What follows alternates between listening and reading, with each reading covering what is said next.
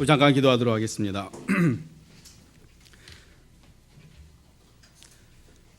아브라함이 이르되 내 아들아 번제할 어린 양은 하나님이 자기를 위하여 친히 준비하시리라 하고 두 사람이 함께 나아가서 하나님의 말씀은 진리의 말씀입니다. 진리의 말씀으로 저희를 깨끗게 하여 주옵소서. 예수 그리스도의 이름으로 기도합니다. 아멘. 우리 예배하기 전, 설교 듣기 전에 우리 영상을 하나 보고 시작하도록 하겠습니다.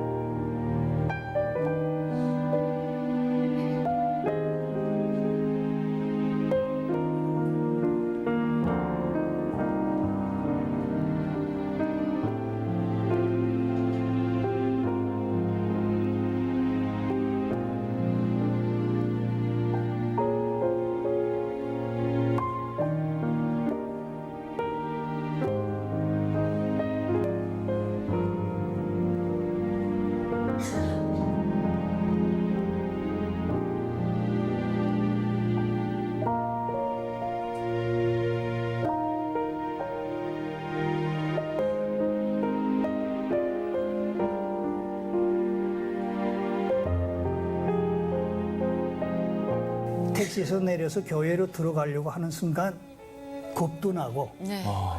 또 의심도 생기더라고요. 네. 이게 혹시 어떤 함정이 아닌가 생각나는데 저는 음악하는 사람이다 보니까 그 찬양 예배 전에 그 찬양하는 찬송가 네. 그 선율이 이제 밖으로 들리더라고요. 네. 벼랑간 제 그 마음이 평온해지면서 어떻게 이까지 왔는데 꼭 반드시 들어가 본다 해서 들어갔죠. 네. 한쪽 코너에 앉아서 그날에 정말 세상에 태어나서 그렇게 눈물. 감동의 눈물, 콧물 잘잘 흘리면서 그 찬송과 가사들 그리고 그 음율 그리고 그 예배 때 예배 말씀이 그때 제가 가장 저의 그 마음을 100% 뒤집어 놓은 말씀이 있어요. 그 말씀이 요한복음 8장 32절 말씀이죠. 예, 진리를 알지니 진리가 너희를 자유롭게 하리라.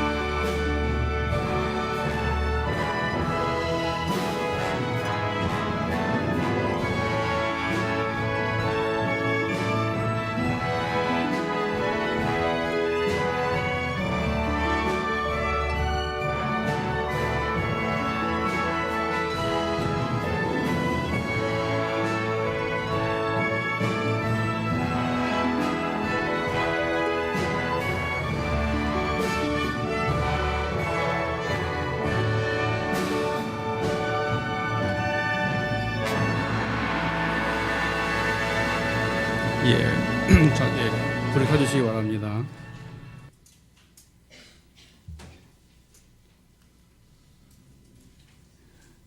우리에게도 이 정요한 집사님과 같은 그 예배에 대한 감격이 있기를 바라겠습니다. 올해 우리 교회 표어는 온전한 예배를 회복하자. 우리 앞에 있죠. 온전한 예배를 온전하게 회복하자. 또 올해의 성경 말씀도 있습니다. 우리 옆에 보면 예배하는 자는 하나님은 영이시니 예배하는 자는 영과 진리로 예배할지니라. 그리고 그 구절을 다 우리는 외웠으면 좋겠습니다. 우리가 올해의 표어를 정하고 또 이렇게 성경을 정하고 우리가 지금 4개월 동안 우리가 달려왔는데 우리의 예배가 온전하게 많이 회복이 되었나요? 글쎄요, 아직 제가 보기에는 아직 멀었다고 생각합니다. 우리가 아직도 이런 그 예배에 대해서 예배를 의미를 또 예배에 하나님이 초청하신 천국 잔치에 우리가 초대를 받아서 우리 거기에 참석하는 자들인데 우리가 어떤 때는 예배자의 하나의 그 방관자로서 또 관람자로서 관계의 모두로서 우리가 예배를 드리지 않는가 그렇게 생각해 봅니다. 우리가 찬송가를 부를 때도 정말 간절한 마음으로 그 가사 멜로디만 생각하는 것이 아니라 그 작사가들은 자신들의 신앙의 간증이 그 가사에 놓여 있는 것입니다. 그래서 우리가 그 가사를 생각하면서 좀 크게 입을 벌려서 우리가 찬양을 할 때 또 찬양을 통해서 우리가 은혜를 받을 수가 있고 또 우리가 성가대가 찬양할 때 그 가사를 잘 들으면서 그들이 열심히 준비한 것들을 또 우리가 마음으로 같이 찬양할 때 우리가 이 설교에서 또 예배에서 우리가 은혜를 받을 수가 있는 것입니다. 우리가 아직도 보면 그 예배 시간에 그 핸드폰을 만지작 하는 분들이 있는 것 같아요. 우리가 만약 대통령의 그 초대에 받았다면 우리가 그렇게 할 수 있을까요? 그 세상의 임금, 세상의 왕인 그런 이 대통령의 초대에서도 우리가 1시간 전에 가서 기다리고 그런 예의를 갖추는데 우리 온 천하를 만드시고 더 중요한 것은 우리들의 영적인 문제를 해결하신 그 하나님을 만나는 이 시간에 우리가 너무나 가볍게 예배를 드리는 것은 아닌가 생각해 봅니다. 우리 하나님은 누누이 말씀을 드리지만 우리의 겉모습으로 판단하시는 분이 아니시고 우리의 속마음을 판단하시는 분이십니다. 우리가 예배를 가볍게 또 하나님을 가볍게 여길 때는 그 우리 하나님을 우리가 어떻게 생각하는지 그것을 우리가 표현하는 것이 되겠지요. 우리가 여기서 가볍게 대한다, 가볍게 생각한다는 것은 하나님을 중요한 존재로 여기지 않는다는 것을 이야기하는 것입니다. 그래서 그 데이비드 오웰스라는 사람은 이렇게 이야기했습니다. 현대 신앙인을 가리켜서 자신이 하나님의 존재를 믿는다고 말하면서 하나님보다 TV에 더 흥미를 느끼고 또 하나님의 말씀보다는 부와 권력에 더 가치를 두고 또 하나님의 심판보다는 오늘 저녁 뉴스에 더 심각하게 생각을 하고 하나님의 진리보다는 아부와 거짓이 난무하는 그런 광고의 그 감미로움에 매력적으로 느끼는 것 바로 그것이 신앙의 가벼움이다라고 이야기했습니다. 오늘 우리 본문에 나오는 아브라함은 하나님을 절대로 가볍게 여기지 않았던 사람입니다. 하나님의 명령을 또 하나님의 말씀을 그대로 순종하려는 그런 믿음의 사람이었던 것입니다. 오늘 우리 설교 본문이 창세기 21장 1절부터 우리가 14절을 같이 읽었는데요. 혹시 이 본문을 읽으면서 여러분의 마음은 어떻습니까? 마음이 편안하셨는가요? 아니면 좀 불편하셨는가요? 어떤 분들은 마음이 평안하셨을 겁니다. 왜냐하면 아브라함과 이삭, 아브라함이 이삭을 바치는 그 내용을 미리 알기 때문에 그것을 편안하게 읽었을 수도 있습니다. 또 오늘 본문을 처음 읽는 분도 어떤 분은 또 마음이 편안할 수도 있었습니다. 왜냐하면 그 1절 말씀에 하나님이 아브라함을 시험하시니라고 되어 있기 때문에 이 본문은 하나님이 아브라함을 시험하는 테스트하는 내용이구나 라고 그렇게 생각했기 때문에 마음이 편안할 수가 있었습니다. 그런데 우리가 만약 1절이 없이 우리가 그 본문 내용을 든다면 또 하나님 입장에서 하나님이 아브라함을 시험하듯이 하는 게 아닌 내가 아브라함이라면 오늘 그 본문을 다시 한번 읽어볼 때 마음이 그렇게 편하지는 않을 것입니다. 어느 날 갑자기 하나님이 아브라함에게 명령하십니다. 내 사랑하는 아들 이삭을 데리고 내가 명령하는 모리아산, 모리아 지경을 가서 번제로 드려라.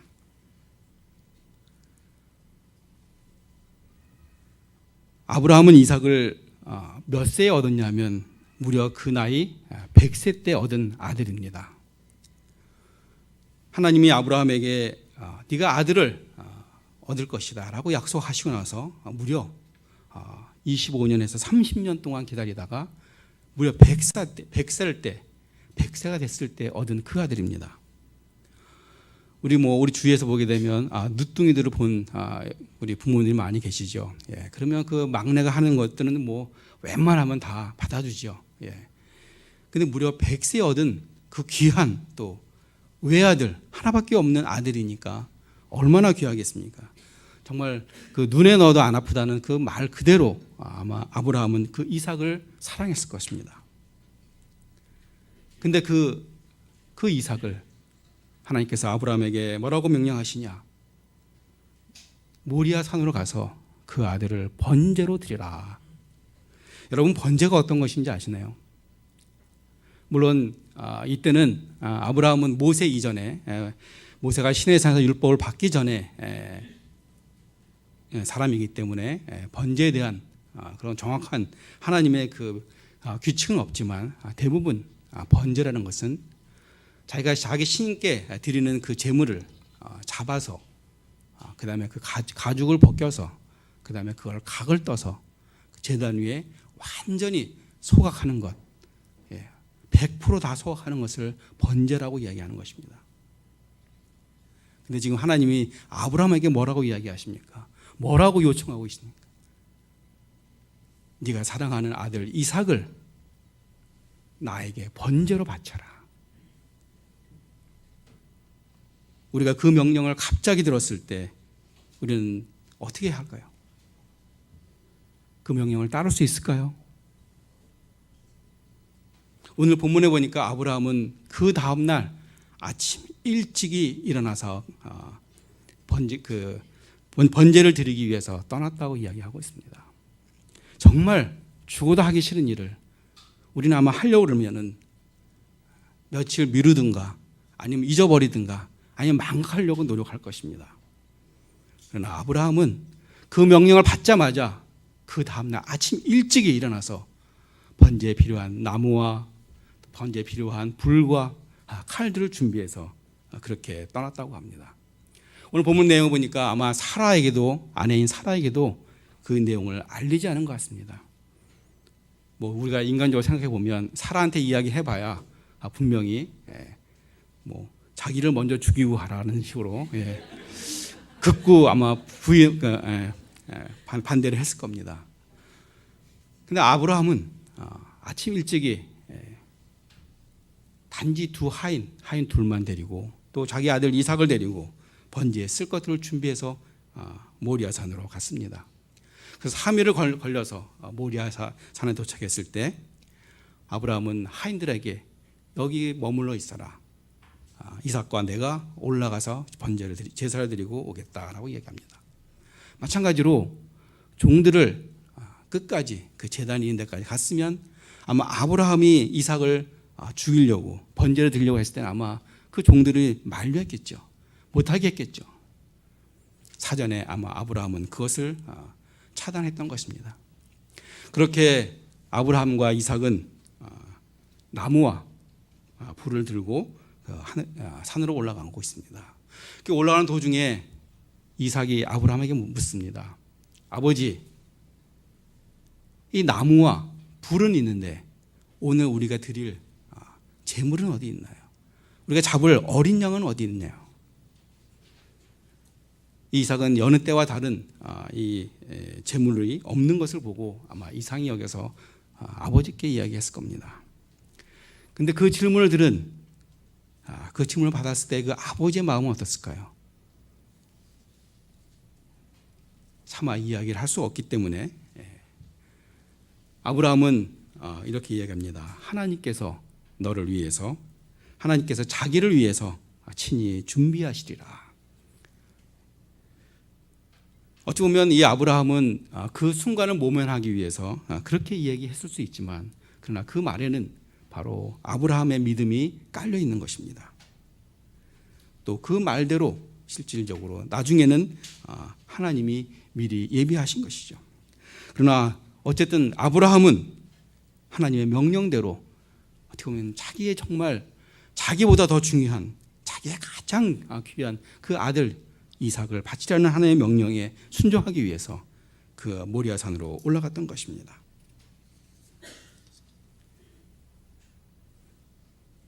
우리는 상식적으로 보게 되면 이 아브라함의 행동을 이해할 수가 없습니다. 어떻게 그 얻은 아들인데, 그리고 얼마나 귀한 아들인데, 또한 이제는 그 아들을 통해서 자기 자손이 번성해야 되는데 이 아들을 어떻게 드리는가? 우리는 이 아브라함의 이 행동을 이해할 수가 없습니다. 그러나 히브리서 저자는 이 아브라함의 행동을 이렇게 기록하고 있습니다. 히브리서 11장 17절에서 19절 말씀입니다. 우리 스크린에 있는데 우리 같이 한번 읽어볼까요? 시작. 아브라함은 시험을 받았을 때 믿음으로 이삭을 드렸으니 그는 약속들을 받은 자로되 그 외아들을 드렸느니라. 그에게 이미 말씀하시기를 내 자손이라 칭할 자는 이삭으로 말미암았으리라 하셨으니 그가 하나님이 능히 이삭을 죽은 자 가운데서 다시 살리실 줄로 생각한지라. 비유컨대 그를 죽은 자 가운데서 도로 받은 것이니. 아멘. 아브라함은 믿음으로 이삭을 드릴 수가 있었던 것입니다. 설령 자기가 그 아들을 죽였다 하더라도 하나님께서 그 아들을 다시 살리실 것을 믿었던 것이죠. 왜냐하면 너의 자손은 이삭으로 말미암으리라 라고 말씀하셨기 때문에 아브라함은 그 하나님의 말씀을 믿는 것입니다. 그렇기 때문에 그 말씀에 의지해서 그는 그렇게 이삭을 드릴 수 있는 그런 실행을 할 수가 있는 것이죠. 그러나 아브라함은 그 아들 이삭을 바치려는 그 순간에 하나님께서 갑자기 천사를 통해서 그 일을 중지시켰습니다. 그러면서 하나님께서 말씀하시기를 이제야 내가 내 마음을 알겠다. 네가 가장 귀한 그 아들 이삭보다도 나 하나님을 사랑하는 것을 이제 알겠다라고 이야기하시는 것입니다. 그래서 우리는 아브라함을 믿음의 조상이라고 우리가 부를 수가 있는 것입니다. 아브라함에게는 비록 이삭을 죽이진 않았지만 그러나 마치 죽은 자 가운데서 다시 살린 것과 다르지 않는 것입니다. 그 아들을 바침으로써 하나님의 명령을 다 순종하고 믿음으로 그 어려운 시험을 통과했기 때문인 것입니다. 또한 이때 이삭의 나이는 어떤 주석가에 의하면 한 18세 정도 됐다라고 합니다. 그러면 이삭도 아버지가 자기를 제물로 드리려고 할 때 발벙치고 도망갈 수 있는 충분한 힘과 나이가 됩니다. 그러나 우리가 성경 어디를 봐도 이삭이 아버지를 반항해서 도망쳤다, 뿌리쳤다라는 그런 기록은 없습니다. 아브라함이 하나님의 명령을 순종한 것처럼 이삭 또한 아버지 아브라함의 명령을 순종하는 그런 아들이었다는 것입니다. 우리가 이 사건은 그냥 구약의 한 사건, 아브라함이 믿음으로 이삭을 바친 그 사건으로 끝나는 것이 아닙니다. 바로 이 구약의 이 사건은 바로 신약 사건에 대한 예표인 것입니다. 모리아산은 구약 솔로몬이 예루살렘 성전을 지었던 바로 그 근처가 됩니다. 바로 예루살렘 성전 옆에서 예수님은 골고다에서 십자가에서 우리들을 위해서 십자가를 지었던 것입니다. 이 이삭과 예수님은 둘 다 공통점이 있습니다. 여러 가지 공통점이 많은데 가장 큰 공통점은 뭐냐? 둘 다 바로 언약의 씨라는 것입니다. 하나님은 아브라함에게 내 자손을 주겠다라고 이야기했습니다. 무려 25년에 30년 동안 거쳐서 그 아들을 얻었습니다. 하나님은 우리에게 메시아 예수 그리스도를 보내주신다라고 이야기하셨습니다. 물론 구약의 전체를 통해서 오실 메시아에 대해서 이야기하셨습니다. 바로 그 예수님이 이 땅에 오신 것입니다. 또한 우리를 위해서 골고다 언덕에서 십자가를 지고 올라가신 것입니다. 그러나 그 예수님을 대신해서 대체할 다른 제물은 없던 것입니다. 이삭을 위해서는 하나님이 숫양을 예비하셨지만 그러나 예수님을 위해서는 예비할 것이 아무것도 없는 것입니다. 왜냐하면 예수님 같이 흠없고 죄 없고 그러신 분이 없기 때문인 것입니다. 우리의 죄를 다 온 인류의 죄를 담당하기 위해서는 바로 예수님 하나님이시면서 완전한 인간이신 바로 그 예수님이 필요한 것이기 때문인 것입니다. 예수님이 십자가를 지심으로써 우리 모두는 죄가 없으신 의로운 백성으로 불림을 받게 된 것입니다. 그래서 우리는 성도라고 부름을 받을 수가 있는 것입니다. 예수님이 십자가 지실 때 그 고통과 그 수모와 그 조롱은 우리가 너무나도 잘 알고 있습니다. 바로 그 예수님이 저와 여러분을 위해서 십자가에 돌아가신 것입니다. 오늘 제가 여러분에게 묻겠습니다. 여러분 각자에 있어서 이삭은 무엇입니까? 즉 나에게 가장 소중한 것은 무엇입니까? 재물인가요? 아니면 자식인가요? 아니면 사업적으로 성공하는 것인가요? 명예인가요? 건강인가요? 그 무엇이 되든 간에 하나님은 오늘 나에게 아브라함에게 요구했던 것과 같이 똑같이 요구하십니다. 이삭을 나에게 바쳐라. 너의 소중한 것을 바치라고 요구하는 것입니다.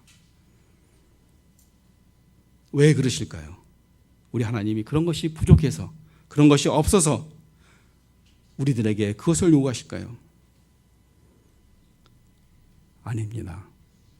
바로 아브라함에게 이삭을 바치라고 요구하셨던 그 하나님은 바로 아브라함에게 여호와 이레가 되는 축복을 주시기 위해서 그 말씀을 하신 것입니다. 여호와 이레, 하나님께서 미리 예비하신다, 준비하신다. 마찬가지로 우리에게 똑같이 하나님께서 우리에게 요구하실 때 하나님은 우리에게 여호와 이레가 되시기 원하시기 때문에 우리에게 같은 것을 요구하시는 것입니다. 다시 생각해 보면 이 모든 것은 다 하나님께로부터 온 것입니다. 설령 내가 지금 가지고 있다라고 주장하는 것, 그것도 우리가 곰곰이 따져보면 내 것이 아닙니다. 언제든지 하나님이 찾아갈 수가 있는 것입니다. 그럼에도 불구하고 우리가 그것을 내 것이라고 주장하며 그것을 움켜쥐려 할 때 우리는 본질을 잊어버리게 되는 것입니다. 하나님은 부족해서가 아니라 바로 우리에게 여호와의 이레의 축복을 허락하기 위해서, 그것을 축복을 주시기 위해서 하나님께서는 우리에게 똑같이 동일하게 요구하십니다. 왜냐하면 하나님은 우리의 겉모습이 아닌 우리의 속마음을 알기를 원하시기 때문입니다. 아브라함이 이삭을 바칠 때 하나님은 네가 이제 네가 사랑하는 아들보다 나를 더 사랑하는구나. 마찬가지로 하나님은 우리에게 내가 가장 소중하게 여기는 것, 귀하게 여기는 것, 그것을 요구하시면서 너의 속마음 무엇이냐? 하나님은 그것을 우리에게 물어보시는 것입니다. 우리가 진짜로 가장 귀하게 여기는 것 있다면 바로 그것은 하나님보다 더 귀하게 여긴다면 그것은 우리에게 우상인 것입니다. 하나님은 절대로 우리를 우리와 인간과 같이 겉모습으로 판단하는 우매한 자가 아닌 것입니다. 하나님은 우리의 속마음을 꿰뚫어 보시는 하나님이신 것입니다. 우리에게는 탈북한 정요한 집사님과 같은 그런 예배에 대한 그런 감격과 기대가 있기를 바랍니다. 그런 하나님을 만나건 그런 갈망과 소망으로 교회에 나오시기를 바랍니다. 하나님은 우리가 갖고 있는 것 어떤 것에 관심이 없으십니다. 오로지 우리 하나님 갖고 관심을 갖는 것은 여러분의 마음, 진정으로 원하는 하나님 진정으로 원하는 그 마음을 하나님께서는 바라보시는 것입니다. 우리가 마음으로 진정한 마음으로 나의 값진 것을 드리려 할 때 하나님께서는 우리에게 여호와 이레의 축복을 허락해 주신 줄 믿습니다. 이런 모든 축복들이 우리 교훈들에게 넘치시기를 예수 그리스도의 이름으로 축원합니다. 우리 기도하도록 하겠습니다.